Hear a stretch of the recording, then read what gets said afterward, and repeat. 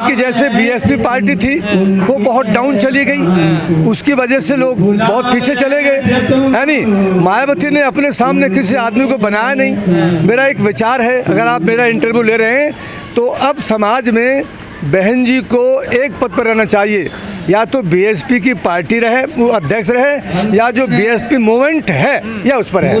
एक नए आदमी को बहन जी सोच समझ करके एक आदमी पैदा करना चाहिए और तभी समाज में एक क्रांति पैदा होगी। आज के दिन मतलब सत्ता जरूरी है। हाँ नहीं, बाबा साहब कहेंगे जब तक सत्ता नहीं आएगी तो आप कैसे होंगे। इस देश के लोग जो 40 साल से सत्ता राज कर रहे थे वो फिर सत्ता के लिए दौड़ रहे हैं। और ये जो पार्टी है बीजेपी, आगे जी आपको उम्मीद है सत्ता आ सकती है बहुजन? नहीं, सत्ता ऐसे नहीं आएगी। सत्ता में थोड़ा सत्ता में होगा ओवरऑलिंग। अगर हम सिर्फ यहाँ चावल और खीर पूड़ी खाने आएंगे तो उससे कुछ नहीं होगा। मेरा यहाँ एक विरोध भी है, भाई बनते जी बोल रहे हैं, कुछ लोग और भी आए हैं बुद्धिजीवी, उनको भी बोलने का मौका दिया जाए। गौतम बुद्ध ने यही कहा कि सबको मौका मिलना चाहिए। हर आदमी आया है, हर आदमी अपना अपना अनुभव रखता है, अपने अपने आंकड़े रखता है। तो यहाँ भी फिर बात वही है कि अपनी बात को लोग थोपने चाहते हैं। डरने लगे ना लोग बोलने। हाँ, तो डरने लगे तो थोपना है तो किसी को मौका दो भाई, कि किसी और को भी। देखिए वो मंत्री राजेंद्रपाल गौतम जी ने बोला उनको मंत्री पद छोड़ना पड़ गया। हाँ, तो मंत्री जी ने सही बोला। मंत्री जी को जो है, जो हिंदू धर्म के लोग थे, उन्होंने धमका दिया केजरीवाल को कि इस आदमी को सरकार से बाहर निकालिए। तो केजरीवाल ने उनके धमकाने में बाहर निकाला है। हाँ, उन्होंने कहा भी मैं माफ़ी नहीं मांगूंगा, लेकिन मैं अपने सिद्धांत पे कायम रहूंगा। वो गौतम जी की बात अच्छी है, भले शहीद हो जाएं। यहाँ पर एक आदमी आए, करण जी धाकड़ आदमी है, बीपी मौर्य की सलीम बोल रहे हैं। और मेरा मानना यह है कि जब तक लोग बीपी मौर्य के इतिहास को नहीं पढ़ेंगे, क्योंकि बाबा साहब के बाद बीपी मौर्य हमारा बहुत बड़ा नेता हुए। बाबा साहब इस प्रतिज्ञाओं को लेकर क्या दिक्कत होगी लोगों को? नहीं, बाहर प्रतिज्ञाओं को मानिए आप, उनको भी सबको मानिए। और दूसरी बात ये है कि ये सब एक बात पे मेरा मानना है कि हमें मीडिया को पढ़ना चाहिए। जब तक मीडिया की समझ को नहीं पढ़ेंगे, वो भी इस डेमोक्रेसी का एक लोकतंत्र का चौथा स्तंभ है, उस पर विशेष चर्चा होनी चाहिए। बौद्ध धर्म की बात करो, बौद्ध धर्म नतमस्तक करो, लेकिन चौथा जो मीडिया है उस पर निगाह रखनी चाहिए कि जो खेल है मीडिया का, जब तक इस खेल को नहीं समझेंगे, जब तक आप हर चीज़ नहीं समझेंगे, जब तक आप आगे नहीं बढ़ सकते। लेकिन तमाम लोग कह रहे हैं कि आप लोग हिंदू देवी देवताओं का अपमान कर रहे हैं। नहीं, हम अपमान नहीं, जब उन्होंने सदियों से, आपने प्रश्न कर दिया, जब उन्होंने सदियों से हमारे महापुरुष सम्मुख ऋषि कत्ल किया, राम ने एकलव्य का अंगूठा लिया और बलि महिषासुर, हिरण्यकश्यप एंड हिरण्याध्यक्ष, इन सबको मारा। और बाद में और भी नेता रविदास को भी धोखे से किया, कबीर, इन सबको उन लोगों ने मारा है पहले, हमारे महापुरुषों को। हम कोई गुनाह नहीं कर रहे, लेकिन हम इनको मानेंगे नहीं। मेरी बात है, मैं नहीं मानता बिल्कुल भी। मैं मानता हूँ प्रकृति को, मैं नास्तिकवाद में पूजा नहीं करता, मैं प्रकृति को और बौद्ध धर्म को मानता हूँ। तो मैं तो इसे बात करना चाहता हूँ। तो वैचारिक शक्ति मेरा विषय है साइकोलॉजी का। जब तक पोस्टमार्टम नहीं होगा ढंग से किसी चीज़ का, तो पहले तो हमें सबके विचार सुनने चाहिए कि भाई आप क्या कहना चाहते हो इस विषय के बाद। जब वो बात मेजोरिटी से पास। लेकिन बागी जी, एक सवाल खड़ा हो गया है देश में कि हिंदू कम होते जा रहे हैं, हिंदुओं की संख्या कम। नहीं, हिंदू तो कम पहले हो गए, वो तो हिंदू जबरदस्ती बात कर रहे हैं। हिंदू में से निकल गए जैन, हिंदू में से निकल गए सरदार लोग चले गए, हिंदू में से निकल गए बौद्ध लोग चले गए। उन्होंने अपने अपने रास्ते बना लिए, अपने अपने धर्म के वो हो गए, उनका उसी में बिजनेस है, उन्हीं में उसकी पूजा मुंशी है, उन्हीं में व्यापार है। हम अभी हम ढंग से। आपको नहीं लगता जो हिंदू धर्म के चलाने वाले ठेकेदार है उनको इस पर कुछ करना चाहिए, सोचना चाहिए, समझना चाहिए? वो क्यों सोचेंगे, उनका तो एक ग्रुप है, वो इस बात पर हम नहीं करते।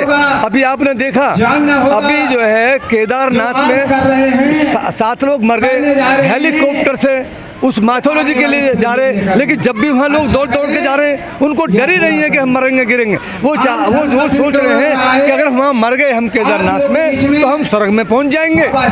उनका मानसिकता ये है। हिंदू माइथोलॉजी मानसिकता ये है कि कितने लोग मर जाए, लेकिन हमारी हिंदू जो माइथोलॉजी है वो जरा भी इधर से उधर नहीं होनी चाहिए।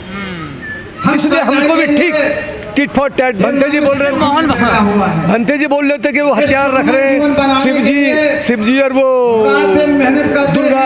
अरे तुम भी हथियार रखो, तुमसे कोई मना कर रहा है? भंते लोगों के हथियार थमदा दो ना। सरदार लोग हथियार रखते हैं तो तुम क्यों आलोचना करो? टिट फॉर टैट, जैसा देश वैसा बेच। तुम भी हथियार पैदा करो।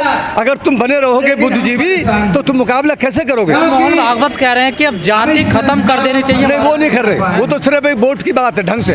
जो भंते जी ने कहा है अभी कि अगर कोई जाति खत्म करनी है तो जिन ग्रंथों में हमारे खिलाफ लिखा हुआ है उनको वो पार्लियामेंट के सामने उनमें आग लगा दें। तो हम भी हिंदू हैं, और हिंदू भी दो तीन तरीके के हैं। एक कट्टर हिंदू जो बगैर पूजा के घर से नहीं निकलेगा, एक और हिंदू है उसे पूजा की जरूरत नहीं है लेकिन वो भी हिंदू है और वो भी निकल जाता है बगैर पूजा के, जंगल में काम करता जाकर। हिंदू में कैटेगरी कर दीजिए आप, हिंदू में कैटेगरी कर दीजिए।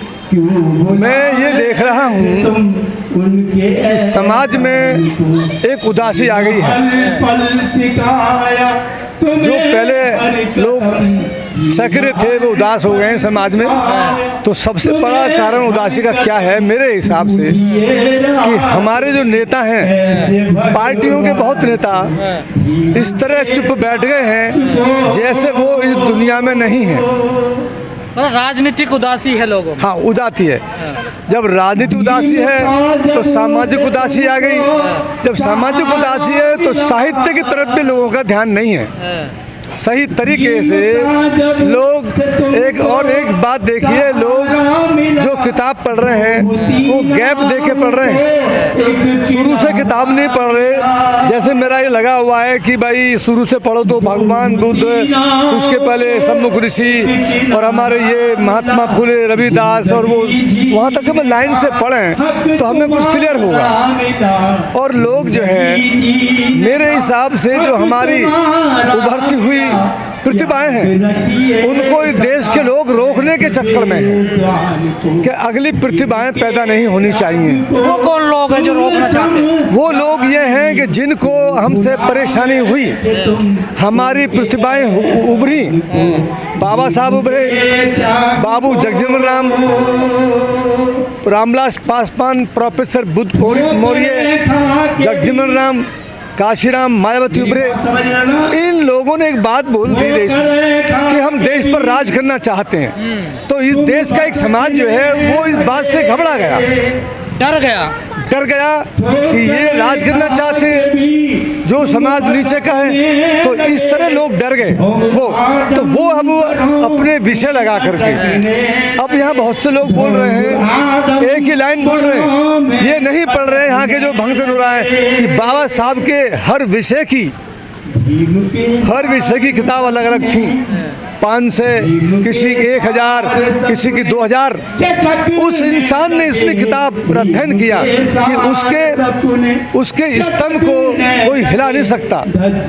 बागे जी, आप गांव-गांव जाते हैं, शहर जाते हैं, वैसे आप समाज सोच क्या रहा, आखिर क्या करना क्या चाहते हैं? नहीं, समाज में कुल मिलाहट है।